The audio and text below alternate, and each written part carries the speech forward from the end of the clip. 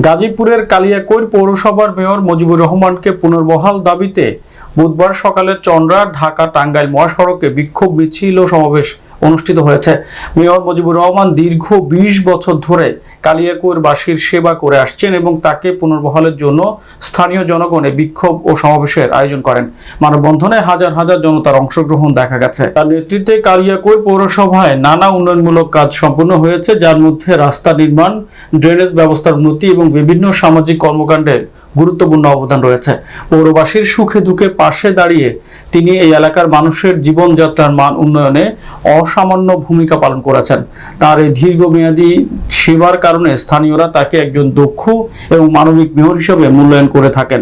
বিক্ষোভ মিছিল ও সমাবেশে তার পুনর্বহালের দাবিতে বিএনপি নেতা সাইজুদ্দিন, হারুন আর রশিদ, সারোয়ার হোসেন আকুল, শামসুল আলম সরকার, শাহাদাত হোসেন সহ বিএনপির অঙ্গ সংগঠনের নেতাকর্মী, স্কুল কলেজের ছাত্রছাত্রী এবং সাধারণ জনগণ উপস্থিত ছিলেন।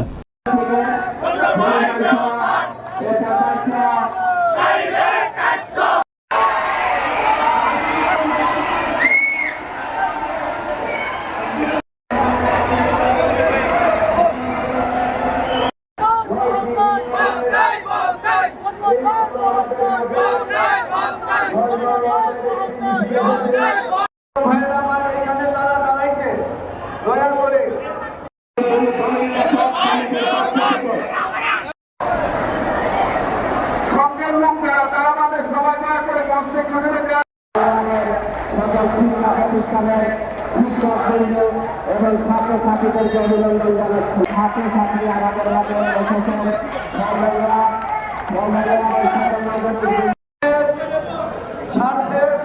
আপনারা দয়া করে ব্যানারের সামনে কেউ দাঁড়াবেন না, পরিষ্কার করেন। সকলকে অনুরোধ করছি, আপনাদের বিরোধিতায় আপনারা আপনাদের সাথে থেকে কারো কোনো